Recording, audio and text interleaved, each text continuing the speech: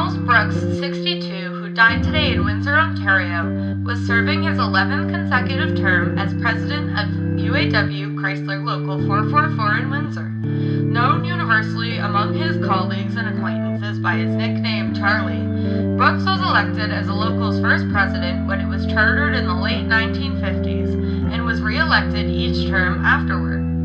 He served in 1976 for the third time as an elected member of the UAW's International Negotiating Committee at Chrysler. Brooks held jobs in the plant ranging from janitor to the skilled trades classification of tool and cutter grinder. He joined the UAW in 1936 and held all local union positions from steward through president. Active in community affairs, he was a founder of the first industrial credit union in Canada, Motorco No. 2, at the Chrysler Engine Plant in Windsor. He also was president of the Cooperative Dwellings Association, a member of the Canadian UAW District Council, and served in many other union and civic capacities.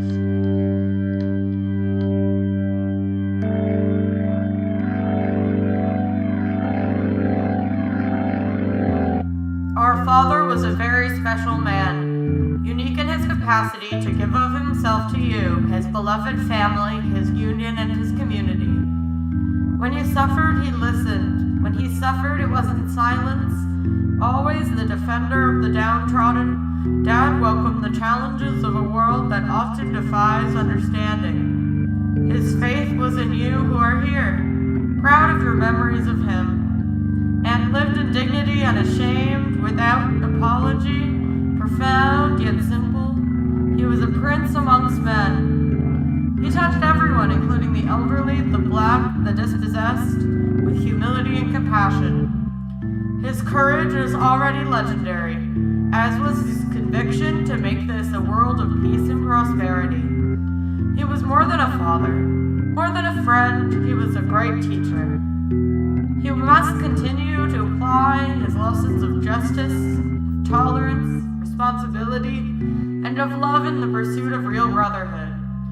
The great outpouring of love that has some comfort from you, his family, his union, and his community during his past few days demonstrates the comforting awareness that his work, his life, was not in vain. Our father was a public man, and as such, many of you personally know the sacrifices of family and the solitude he endured. We share your sorrow now, not only because you lose a leader, but because our chance to repay him has been snatched from us. Dearest friends will know the meaning when we say we were just getting him back. He was everyone's brother, but our father. He was a man for all time, for all people. If we may be permitted, we dreamed we saw our dad last night, alive like you and me. Said we, but Dad, we know you're dead. I never died, said he. I never died, said he. Dear friends, don't let our father die. George, Pat, Judy, Skip.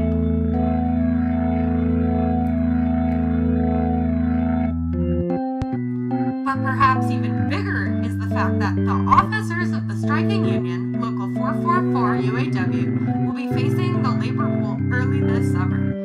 At the moment, the strike is affecting the coming union election, and the election may have a great deal to do with the strike's length. Looming over the strike and the coming election is the central figure of one Charles Brooks. President of Local 444 since 1956, Charlie Brooks is a complex man. He is recognized as an ultra-leftist by those inside and outside the labor ranks. Claude Jodin, president of the Canadian Labour Congress, accused Brooks of being at least that.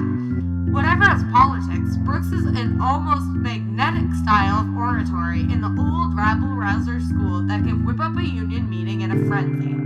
Whatever his politics, Brooks is a radical, and Local 444 has, under his leadership, been a radical union. When the jobs of 2,800 men are at stake, there is no time for radicalism, because the chain reaction of the strike is starting to hit out across the community.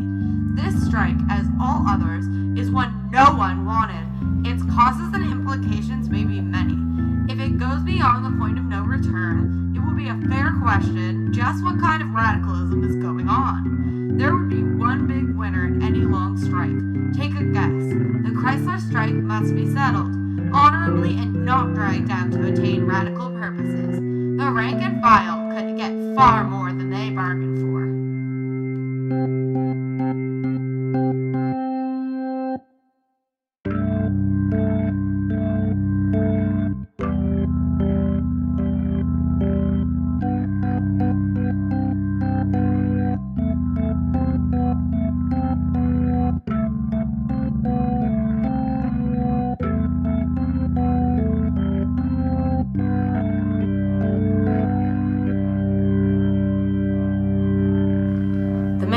Killed Charlie Brooks was named Clarence Talbot.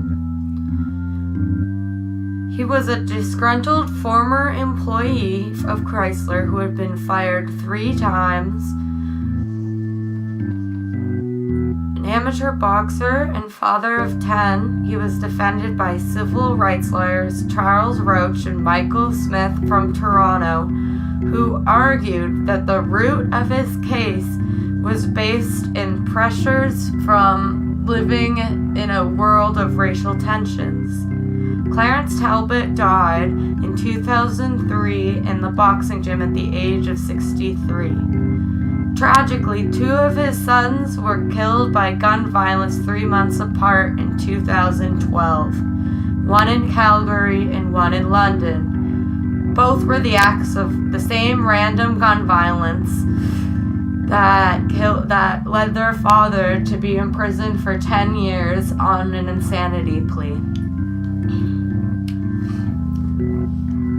A third son of his committed suicide in 1999.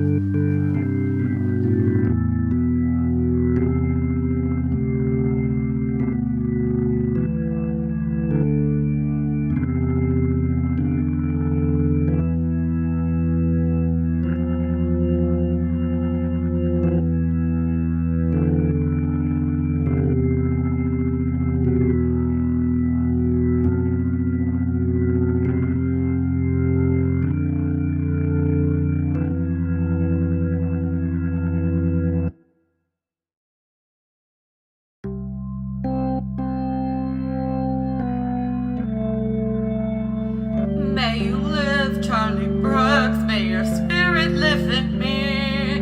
You did what you could for the cause of liberty. You worked your life away to set the worker free, and now we're left to carry on. We have to carry on.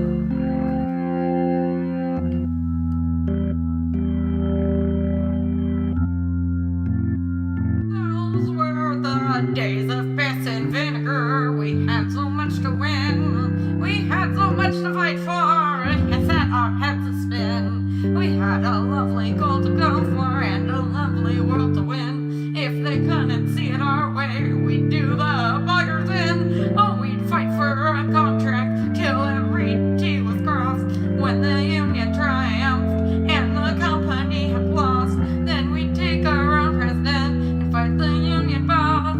Those were the days of piss and vinegar instead the union power. They didn't care about the working man, they stood a world apart. They smiled at us in pity and we called them dinosaurs. So first we had to rid ourselves of the local union fight.